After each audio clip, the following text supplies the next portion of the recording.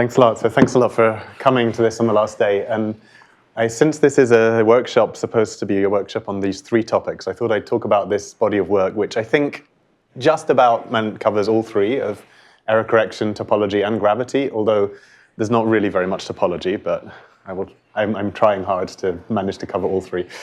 So I have quite a lot. This is really a talk in two parts. You spend the first probably a bit more than a half of the talk talking about this stuff, and then link it in the second half of the talk to this stuff on the gravity side and holographic duality. So I think on Tuesday there were two talks where, in passing, they mentioned some of my previous work, and there was one about Hamiltonian complexity that cited some of the papers that I will talk about here, and there was a completely different talk on gravity that cited some of the stuff here.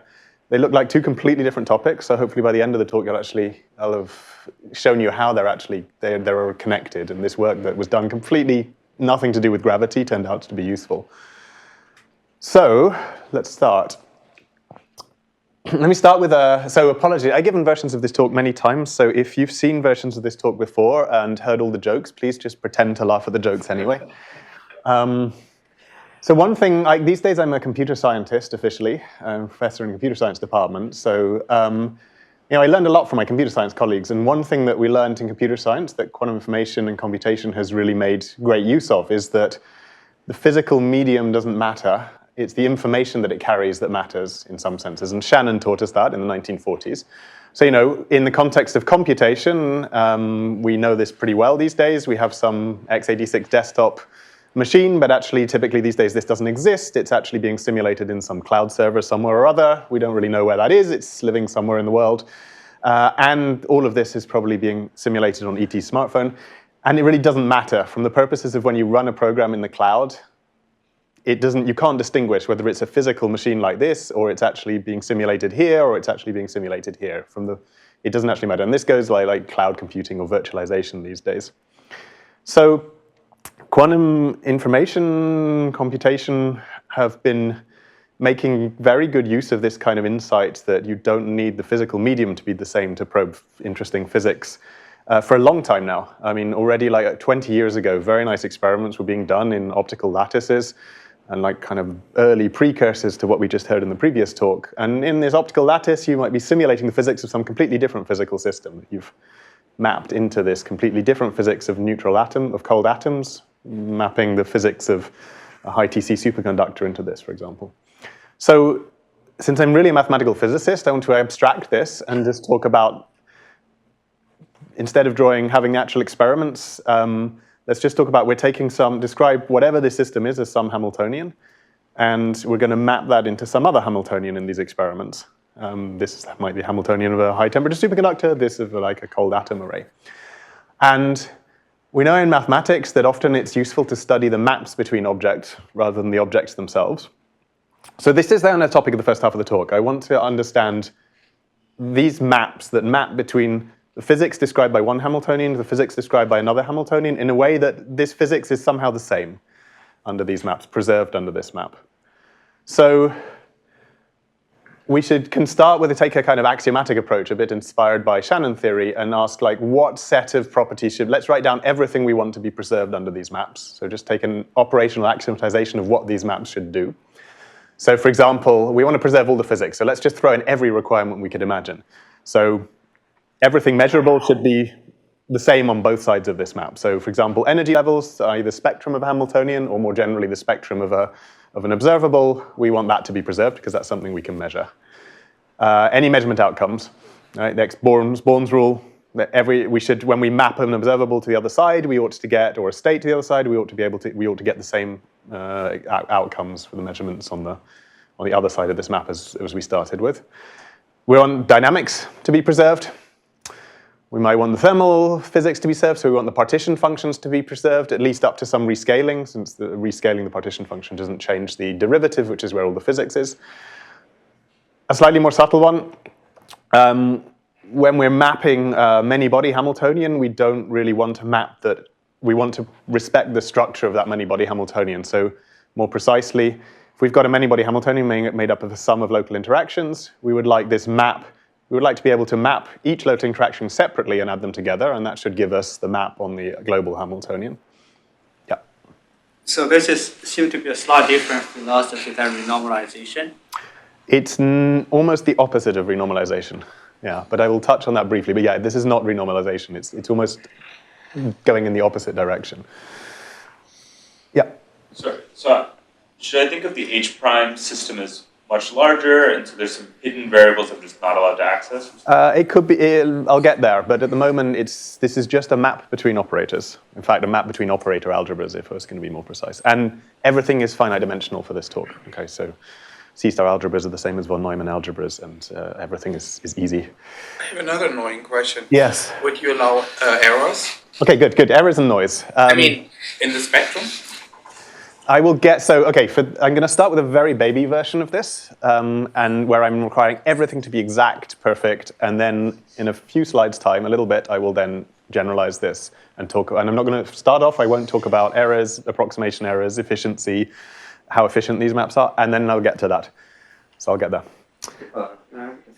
I'm never going to get to the gravity stuff. Yes? In a system like completely quantum integrable, Yes. There's infinite many commuting Yes. charges. Mm-hmm. Therefore, the notion of the Hamiltonian is very arbitrary, because you can always add arbitrary linear combination Yes. because of charges. So That's fine. So this will get preserved through this. So this will mean there's a map between equivalence classes of Hamiltonians on one side and equivalence classes on the other. In that case, yeah. Okay. Yeah. Okay, I could keep on throwing in requirements here, but I forgot one. This had better be a Hamiltonian that this map spits out, so I better add that in, right? Otherwise, I don't even have something I can, I need a map between Hermitians. And it turns out that all of this is overkill. So it turns out that actually just these first three already completely, the requirements already completely characterize the set of maps E.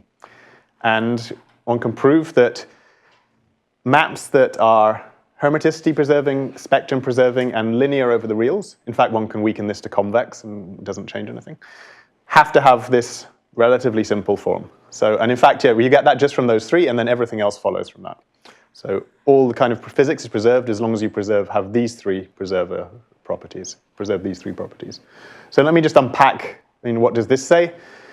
This says that if you want to write it out as a matrix, it just says you've got lots of copies of your system, and maybe the complex conjugate of the system. And I apologize, throughout this talk, I'm going to sometimes use star and sometimes use a bar for complex conjugation, because I'm a mathematical physicist, so I don't know which notation I should use.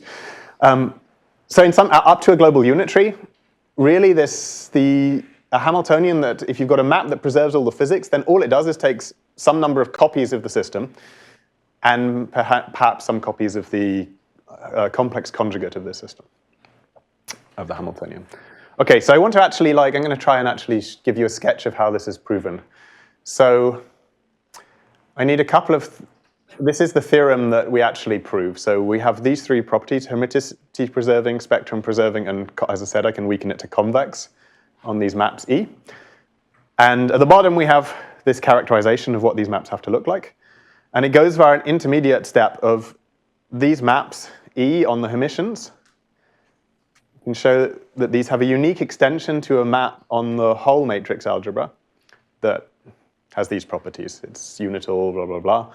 And, okay, so I'm going to try and sketch how we prove equivalence between, these three things are equivalent. So for this, I need two things and one definition, two lemmas and a definition. So I need to, this goes via the maths of Jordan algebras, which are a bit obscure, but you can think of Jordan algebras as being matrix algebra with the product is replaced by the symmetric product. Okay, so the product in this algebra, rather, is the symmetric product. So this form a structure called the Jordan algebra. So for example, the Hermitians form a Jordan algebra because under this symmetric product, the product of two Hermitians is Hermitian. Right? That wouldn't be true with the normal matrix product. And then we naturally have a natural notion of a Jordan homomorphism, which is a mapping that preserves the Jordan structure, mapping between Jordan algebras that preserves the Jordan structure. Okay, so I need two theorems to sketch how this proof goes. Firstly, and this is kind of, in some sense, the one that does the heavy lifting, There's a theorem an old theorems that say that any Jordan homomorphism that has a unique extension to a homomorphism on the enveloping ring. Okay, so this is a Jordan homomorphism. It preserves the Jordan structure. You can embed the Jordan. I'm glossing over some details, but you can almost always embed the Jordan algebra into a standard algebra, like a matrix algebra, and there's a unique extension of a Jordan homomorphism to an homomorphism of on the enveloping algebras or rings. And the second theorem that if you have a map on Hermitians that preserves the identity, preserves the spectrum, and is linear over the reals, then this map has to be a Jordan homomorphism. Okay, so this one's relatively straightforward to prove. It's a few lines. This one is not so trivial to prove, but luckily other people did it a long time ago. So now I can kind of sketch how how we get here. And the important property here in this second part, this second characterization, is this one, right? All of the other properties I've listed here of this unique extension to this map on the enveloping algebra are kind of straightforwardly follow from these conditions. What you don't have here is any kind of structure on the product in the enveloping algebra. And here you magically get a property about preserving the matrix product, which you don't have here. So that's the kind of surprising one, or the non-trivial one. So with those two theorems that I put up before, it's actually quite straightforward. So I just have to put them together. So I have a spectrum-preserving map that implies that it's unital and that it preserves the zero operator. And if you add that to convexity, you can lift that to real linearity, so linearity over the reals. And then we can use theorem 2. We have a spectrum-preserving, Hermitian-preserving, a spectrum-preserving real linear map on the emissions. So theorem 2 that I put up there says that this has to be a Jordan homomorphism. And now theorem 1 says that we can uniquely extend this to an algebra homomorphism, and that means we get this preservation of multiplication in the enveloping algebra. And the remaining properties is sort of an exercise in lifting all the properties from the Hermitians to the matrix algebra. The only slightly tricky one is the fact that we need the map on imaginary I times identity star or dagger, has to be that, but there's a few tricks you can get. So that gives us kind of this characterization. We can lift the Jordan homomorphism structure to the algebra. And now, to go to the characterization, we can identify now that we have a complex structure. So we have in the image, if we look at the image of I times identity, we have some operator j, and this must square to -1, minus identity, by the spectrum-preserving property. This implies that this operator has eigenvalues plus or minus I, so it forms a complex structure, and it commutes with the image of everything else. And this means that we can divide the entire image up into two pieces, a direct sum of a piece that's the plus I eigenvalue and the minus I eigenvalue. And now if we take the restriction to each of these two pieces, what we have is that they form a star homomorphism of C-star algebras. Or in the minus I case piece, it's an anti-star homomorphism, so it's antilinear rather than linear. And then you can get a characterization just by, you've now got two pieces. You've got one piece of this map that's a C-star homomorphism, and the other one is an anti-C-star homomorphism, and then by standard characterization of compact C-star algebras, or in particular finite dimensional ones, we get that it must be a direct sum of full matrix algebras. Okay, so that was a brief whistle-stop tour of how that particular proof goes. Toby, if you don't like the anti part, you just have to require its identity on 2x2 matrices. That's known. And to get rid of the... Then you get rid of it, yeah. Yeah, but I really like the anti part. It's very useful, it turns out. Okay. So it turns out that we've started with physical axioms, and it turns out that you can have this antilinear part that's still preserving the physics. And that turns out to be critical, actually, for some of the Hamiltonian complexity implications. Yeah, it's an old discussion, whether Jordan algebra should really be considered or C-star algebra. Indeed. It's an old story. Yeah, that's right. Yeah. So, okay, this was the baby version, right? Everything is reproduced exactly under these maps now. All of the physics axioms I wrote down, no approximation errors, everything is exact. Real Hamiltonian simulations, real mappings are never going to be perfect, so we ought to account for approximation errors. We care about efficiency, so we care about how much does this map blow up the operators. Perhaps we care about is, can this map be computed efficiently? And I haven't put any many-body physics structure in here, but if we do, we probably want it to preserve that structure in some sense, preserve locality of a k-local Hamiltonian. So, and maybe this we're requiring too much because we might be happy with the map giving the correct physics on some well-defined subspace, for example, the low-energy subspace. But outside of that subspace, maybe it's giving the wrong thing. So, for example, in an experiment, actually my optical lattice doesn't really reproduce the exact physics of a superconductor, because if I turn the lasers up in my optical lattice too high, the thing explodes, and that's definitely not part of the right physics. But that's in a high-energy subspace that we hopefully in an experiment don't try to access. Okay, so if one goes through a similar exercise, but it's just a lot more involved, one gets I don't know whether to call this a theorem or a definition. It's sort of just put the requirements in and epsilonize and deltaize everything, and you get, from what I did before, you extend this to this approximate version that is a little bit more convoluted, but you can see that what it basically says is that the image, if I restrict to a low energy subspace, say, or restrict, it doesn't have to be low energy subspace, restrict to some subspace, this should be close to one of these, what I'm going to start calling encoding maps, the ones we just characterized. But it doesn't have to be close to one of these encoding maps. It has to be close to something that's close to one of these encoding maps. So essentially, epsilon is taking care of the fact that you can have approximation in the spectrum. It doesn't have to be exactly. And this is the measure. Eta is measuring the approximation in the eigenvectors. And I won't say what this is, but this is now, you can see, because I'm now going to preserve the local structure of if I have a tensor product space, I'm going to require that operators on k qubits will be blown up only to k prime qubits on the image. Now my unitaries have to have some tensor product structure, and indeed here inside this I also have some structure that's preserving the locality here. So I'm not going to go into details. It's a bit more convoluted, but you can always go and read the papers. But in pictures, I'm preserving all the spectrum below some cutoff up to some approximation error. And then there's some big gap, delta, and above that there's some junk.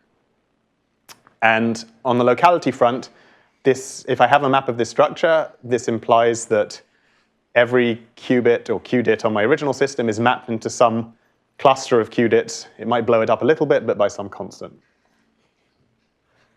So what physics are we replicating? Well, you can then just go through and prove that this is replicating everything that we replicated before, but up to epsilons and deltas. And this is what drops out.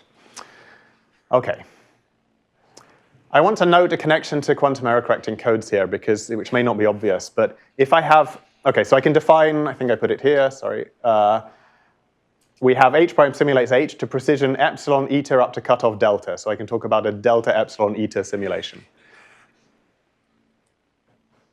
If I have a perfect simulation, I have a delta 0, 0, so epsilon and eta, my approximation parameters are, my imprecision my simulation is perfect, and I have some cutoff delta, then we saw that the characterization of these maps has to look like this. No approximations errors now.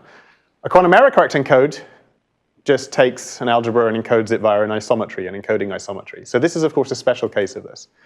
So quantum error correction codes are special cases of perfect simulations where we have one copy of the algebra and no copies of the complex. There's a bar or star missing here, no copies of the complex conjugate. If we take an approximate simulation with p equals 1 and q equals 0, we have an approximate quantum error correcting code. Okay, and now we have a characterization of what these have to look like that's a little bit convoluted, but one can get a handle on it. Okay, so this is what we proved. This was in a paper, an old paper with Ashley Montanaro and Stephen Piddock, that homogeneity preserving, spectrum preserving convex maps have to have this form. I want to mention a bit about extensions of this that is more recent work. This is pretty strict. We're saying the spectrum should be preserved, but if you start thinking about these as not simulations, but like dualities between different systems with in some sense, the same physics, this is pretty strong. We're requiring all the physics is exactly identical without any kind of translation involved. One thing I can do is to say, well, maybe I don't want to exactly preserve the spectrum. I want to preserve it up to some scalar function. And this is kind of thing motivated by, in physics, physicists care a lot about strong-weak dualities. That doesn't preserve the spectrum. That sends big eigenvalues to small eigenvalues and vice versa. And that's not captured by what I did before. What I did before is too restrictive. So in work with Harriet Apel, which is more recent, we generalized this. And to allow a scalar functions that can reorder the spectrum or change, and these are even functions that can be operator dependent.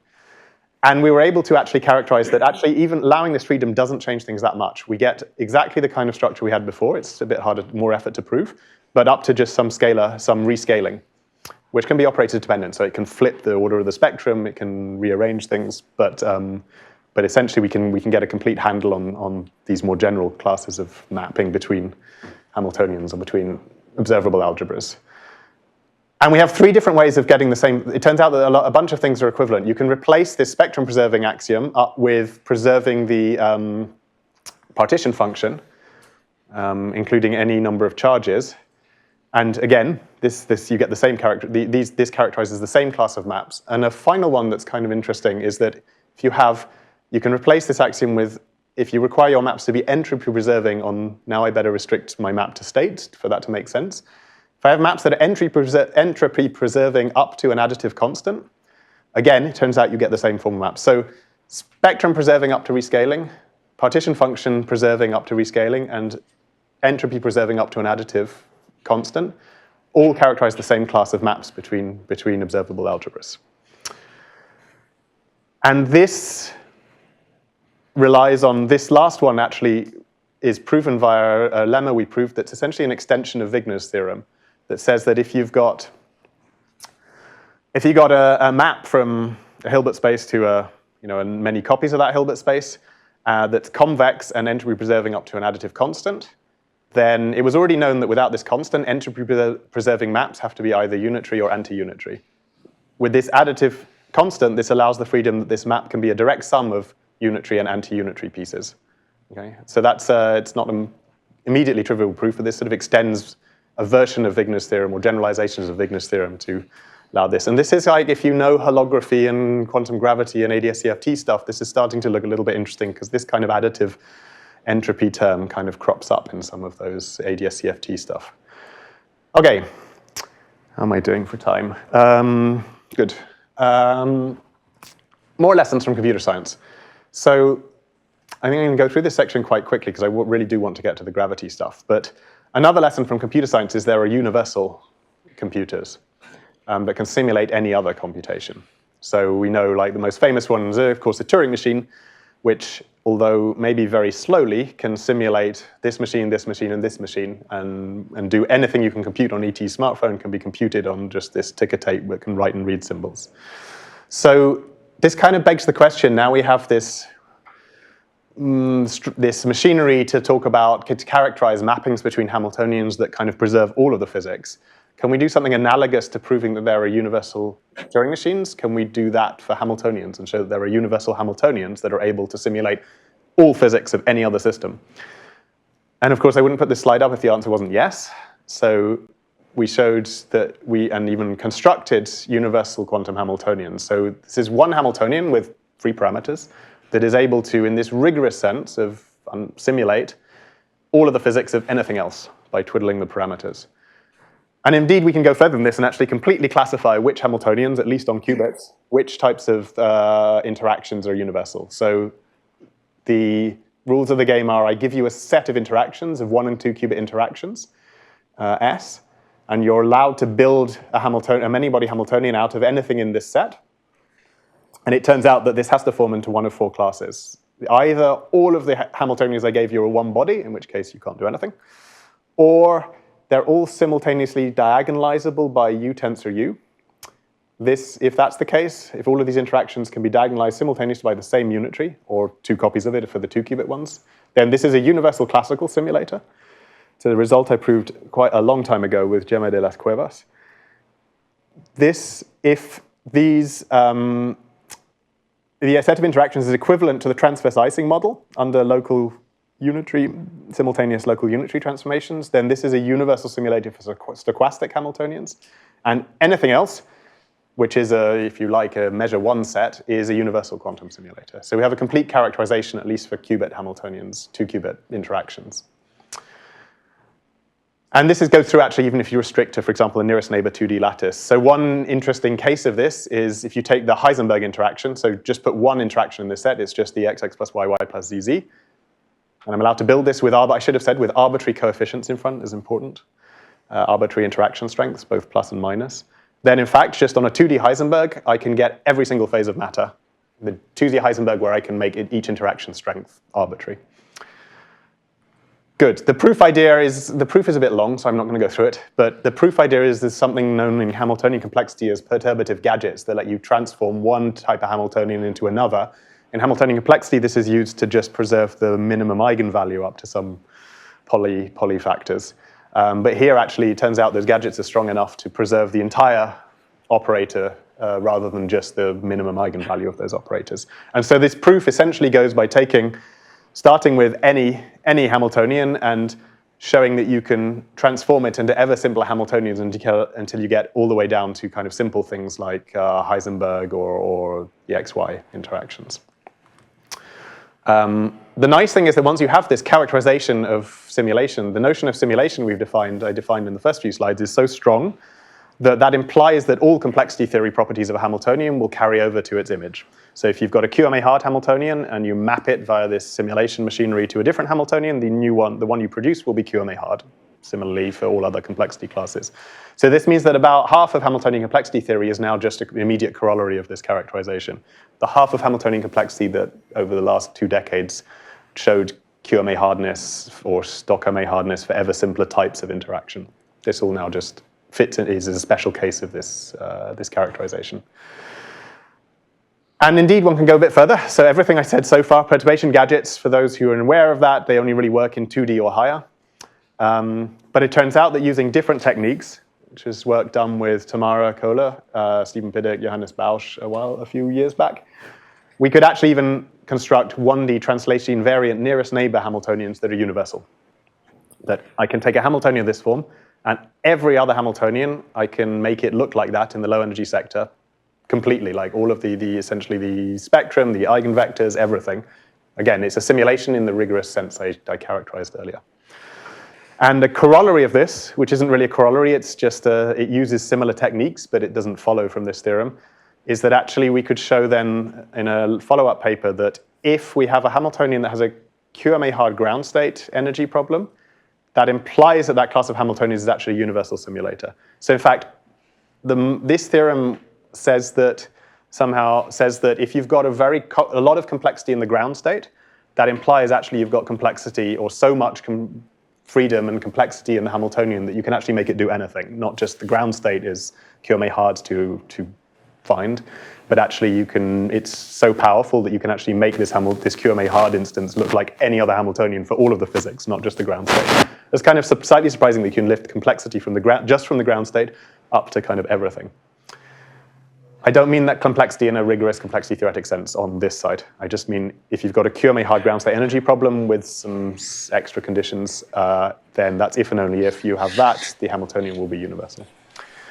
Okay. Sorry, are there any questions? Yeah. What's the tunable? What's the? That parameter is tunable. That is actually, there's just some matrix elements of this finite the nearest neighbor interaction on qubits.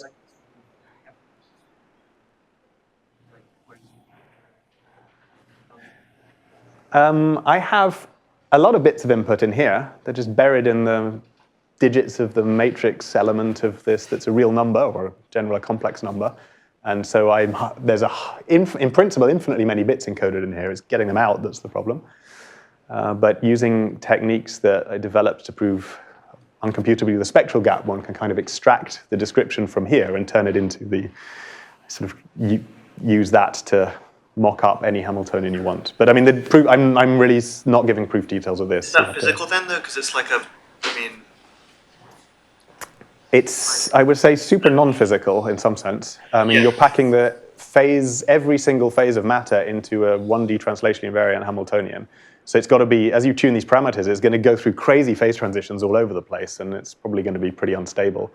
So yeah, this is a maths workshop, so I wouldn't claim that you would do this in the lab. This is just the fact that you can get this was not obvious when we just had this techniques. And indeed, it led to this, which I think is very nice that we understand there's this deep connection between complexity in the ground state and universality of the Hamiltonian. I have one more question. Yeah. So if I have a Hamiltonian, I can write down a noise model and that has convergence terms. Good. Is that preserved? Yes, that's a good question, and I think that's a slide I've deleted from this version of the talk because I want to get onto gravity. But yes, another corollary of this characterization of the approximate Hamiltonian simulation, the delta epsilon eta, you can prove that if you have a noise on the... So one direction is easy. If you have noise on the original Hamiltonian, then you put it through this map, you get a local noise model on the image. But the important direction is the other way. If you have and this we could prove, that if you have a local noise on the image, you can pull it back to a local noise model on the thing you were simulating. So that means, practically speaking, if you have in the lab, you've constructed a Hamiltonian simulation and you have kind of physical local noise, you can ask, am I simulating a noisy version of the physics I wanted to simulate? And yes, we can prove that that's the case. You can pull it back. And it's really important that you can pull it back the other direction, and that's less obvious. So and we've made use of that, actually, in more practical work where we're actually trying to simulate things on real hardware, but we've got noise. But as long as that noise pulls back to something that you might be happy to simulate, some kind of physical noise model, you might avoid a bit of error correction. But I don't have time to go into that in detail. Ask me after the talk. Any other questions about this before I think I have got 20 minutes to do gravity. Any extension of the theorem, the Hamiltonian, for case you have a impurity or interface? This works for literally, I mean, this is very abstract theory stuff, right? So this is... The translation invariance is not there anymore. So in this stuff, I mean, this characterization theorem doesn't require translation invariance. It says if my Hamiltonian can be built out of these interactions and I can control the interaction strengths of each interaction individually, it's universal. Translation invariance is adding extra restrictions that makes it harder to be universal, but it turns out one can escape from them. Okay, good. The next step. Okay. Yeah. Okay, what does this have to do with gravity? So we've seen this picture a few times. This is kind of like the standard soup can cartoon of ADS-CFT. So you have some quantum gravity in the bulk of kind of like you can picture it as a cylinder, although it's hyperbolic space and slices across the cylinder, and then a CFT on the boundary. And somehow the idea is that the physics of the bulk is going to be the same as the physics on the dual to the physics on the boundary. Now, we had all of this Hamiltonian simulation machinery that rose out of thinking about extending sort of Hamiltonian complexity ideas to kind of understand what Hamiltonian simulation meant physically and duality. And then ADS-CFT, if this boundary physics is the same as the bulk, then it ought to fall into one of these, we've characterized what these things have to look like. So the ADS-CFT bulk boundary duality ought to be understandable via this kind of mathematical structure of these maps that we developed. So I got interested in, like, is this the case? Or did we miss something? And because I'm a quantum information theorist and I don't understand quantum gravity and string theory at all, luckily, there were these tensor network toy models that I could at least understand, and this connection to quantum error correcting codes, which we've heard about in this workshop. And like one of the early ones goes back to this happy paper, so Harlow, Preskel, Patafsky, and Yoshida, who constructed a toy model. So this is not quantum gravity, but it's a toy model of some aspects of ADS-CFT duality, where they gave an explicit construction of the type of error-correcting codes, now called holographic codes, that have the right geometric structure to mimic some bits of ADS-CFT. So this is essentially what they do is this tensor network just gives you the encoding isometry for a quantum error-correcting code, but it's now an encoding isometry that's made up of contracting tensors, which gives an interesting geometric structure to this code. But it's essentially this tensor network just describes an isometry from bulk to boundary. And I already told you that quantum error correcting codes are special cases of my simulation maps, or my encoding maps. So this is a special case of the framework that I outlined at the beginning. And in my language, if I take a Hamiltonian on the bulk and I map it to the boundary, then what I get is a delta 0, 0, a perfect simulation of the bulk Hamiltonian on the boundary. So very nice. This just goes through straightforwardly because error-correcting codes have an encoding isometry. However, so the holographic error-correcting codes, these toy models give a nice kind of toy model of duality between bulk and boundary states and observables. But it kind of goes a bit wrong if you start to look at a Hamiltonian or a model on the bulk and look at what it looks like on the boundary. Because ADS-CFT is not just a duality between observables and states on the bulk and their counterparts on the boundary. It's also about, it's a duality really between quantum gravity in the bulk and CFT on the boundary, which is about the interactions, the Hamiltonians.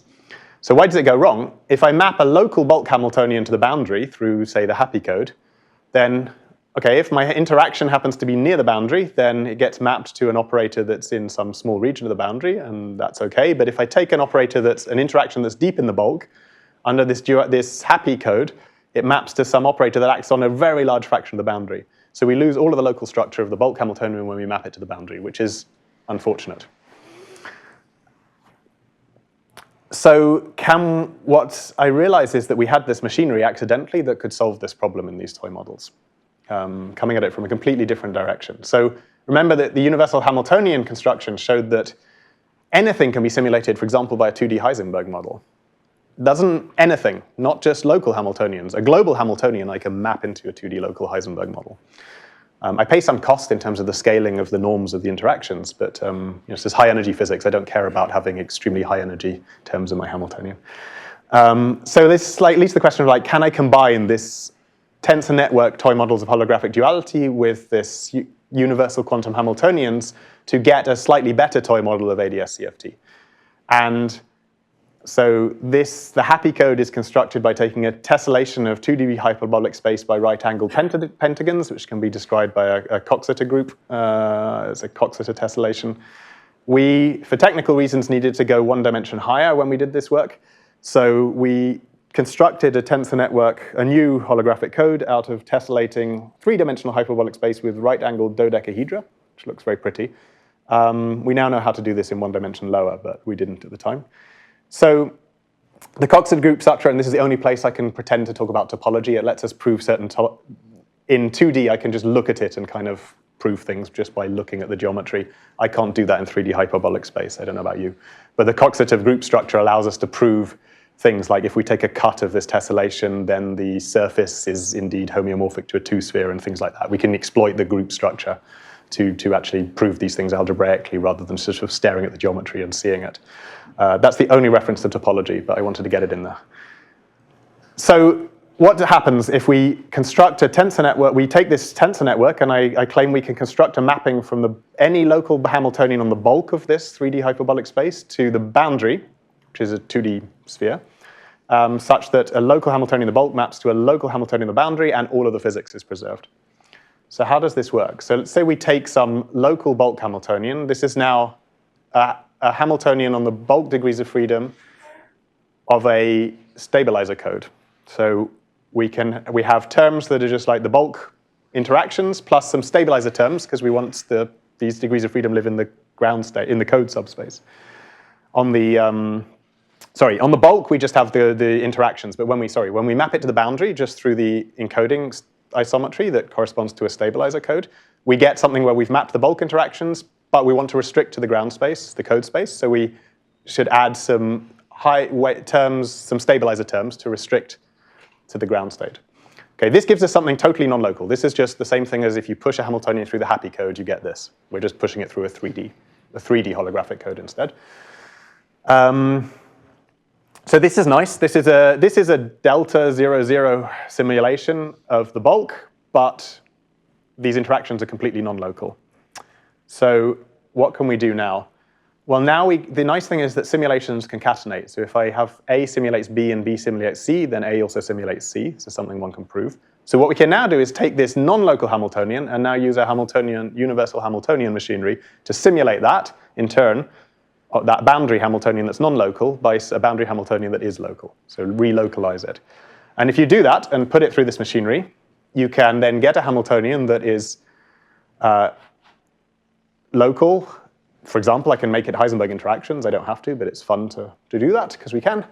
And now this boundary Hamiltonian is now, we lose a bit of precision. So we have a delta epsilon eta simulation of the bulk Hamiltonian now by concatenating these two simulations. One is just the error correcting code in isometry encoding, and then we localize it with another map that is an approximate simulation. And because these form a delta epsilon eta simulation, we know that all of the physics is preserved between the bulk and the boundary, because I proved that at the beginning, or at least claimed it. And this is just, in some sense, this follows immediately from the machinery that was already there, but we care here about efficiency. So if we've got n qubits in the bulk, it turns out that this all goes through relatively nicely, in this case, in terms of scaling. So the boundary Hamiltonian is only blown up by a log factor. The number of qubits on the boundary is just the number of qubits in the bulk, or qubits in the bulk, blown up by a log factor. And the boundary surface on which this boundary Hamiltonian lives is nearly the surface of the tensor network, because this tensor network is embedded in hyperbolic space. It's only log n away from the boundary of the actual surface. So we haven't kind of got a simulation that is like way out on very, very far and not really the bounding surface of this section of hyperbolic space. It really is close to the boundary. Okay. And as we take the parameters of the Hamiltonian, we make the interactions stronger. Some terms in the Hamiltonian structure, we can make the precision of this simulation we can make this precision as close to perfect as we like, just by scaling the strength of the local interactions. Okay, what can we do with this? So this is nice. We can now show that we can extend these toy tensor network toy models of ADS-CFT to get a map that's not only got the right geometric structure on states and observables, but also on the generator of time dynamics. And now we have this. We have a Hamiltonian. So we can talk about, in a sensible way, about energy and time dynamics on the boundary and how that's dual to the bulk. So one of, I think, perhaps the most important useful insight, although I haven't yet figured out how to make use of this in push this any further, is that this gives you now a meaningful way of talking about not just the bulk to boundary duality, but also the boundary to bulk mapping. Take something on the boundary and map it back into the bulk and make sense of it. And that's kind of the direction you would like to go in ADS-CFT, because you have something more or less understandable on the boundary, a conformal field theory, and you'd like to pull back to what does that mean in the bulk. So I'm going to spend, I think, the rest of the last few minutes of this talk trying to take you through this slowly-ish.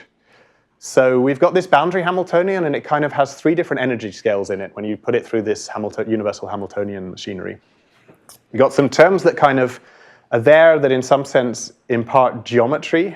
The bulk geometry kind of arises from these terms.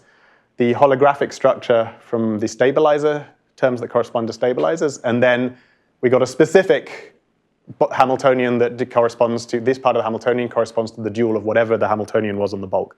So this part depends on whatever the interactions are in the bulk.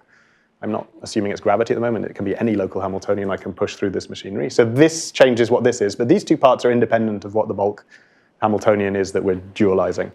They're just to do with the geometry and the holographic structure of the sort of the space-time, or space, really. So we kind of got a general part of this duality and then a specific part. So let's just look at this part that's independent of the physics in the bulk. That's just to do with the geometry and the holography.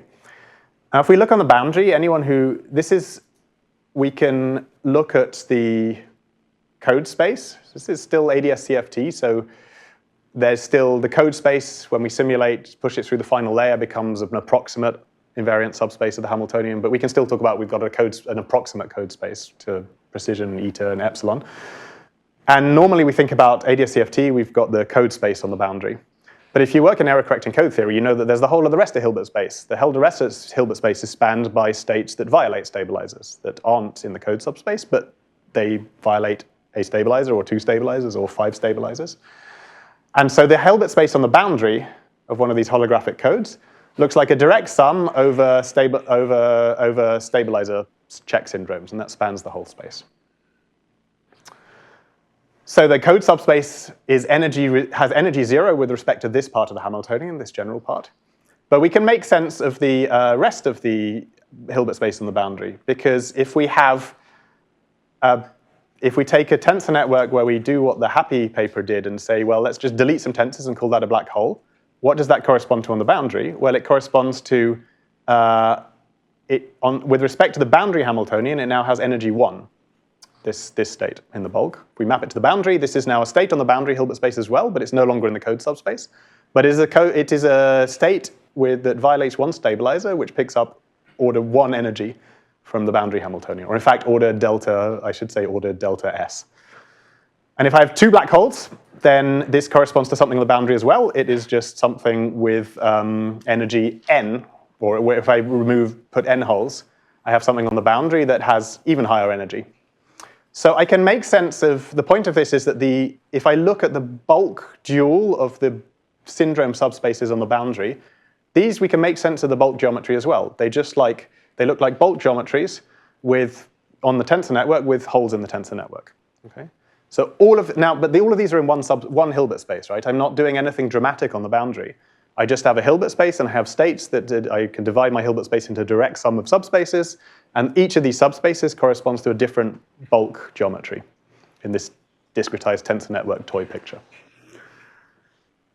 So now, if I have this is what I just said. So now I know that I can map bulk to boundary, but if I now invert that and pull a state on the boundary back to the bulk, then I have a geometric interpretation of any state on the boundary, including things that are outside the code subspace. If I pull them back to the bulk, they correspond to superpositions of different geometries in the bulk, or tensor networks with holes in different places.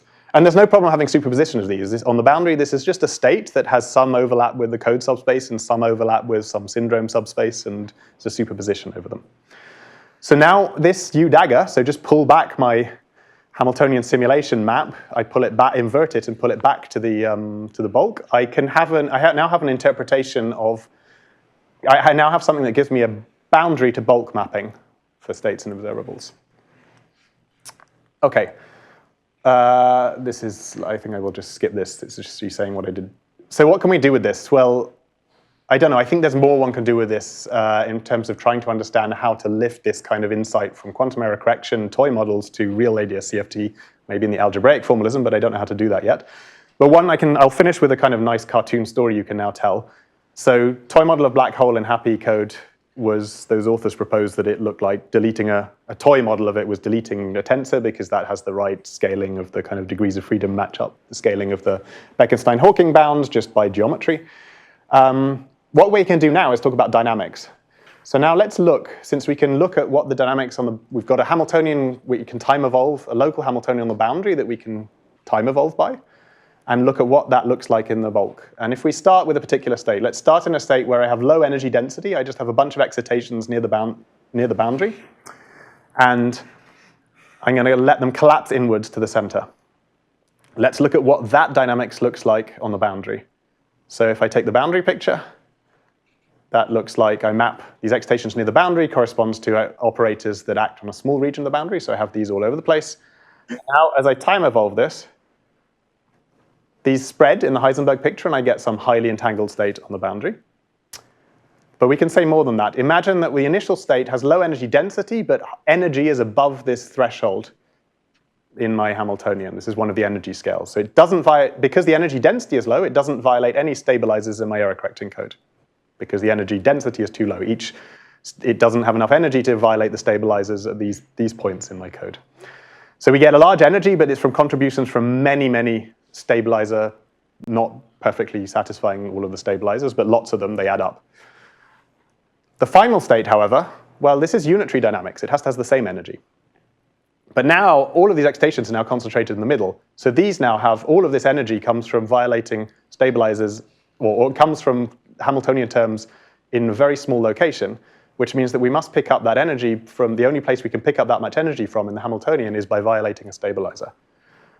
So in this picture, and that, if we violate a stabilizer, that corresponds to constructing a toy model black hole. So now if we look at the gravitational dynamics, we get a picture of dynamical formation of black hole, where this collapses, this shell of matter collapses inwards, and then in the middle, it has to violate a stabilizer, so it must have formed a toy model black hole, and just by kind of the unitary dynamics preserves energy, and then the structure of this boundary Hamiltonian and what it looks like. Okay, I'm going to finish there because I'm out of time. I don't know what else one could do with this, but there's a bunch of other features of potentially qualitative features of ADS-CFT that maybe one can get some insight into by pushing these toy models further and then trying to take that insight and lift that to real ADS-C, because this is not really gravity, this is just toy models. I think I'm going to finish there, and there are the references where you can find the details of all of this that I've talked about are kind of in these papers, a whole series of them. And thanks a lot for listening.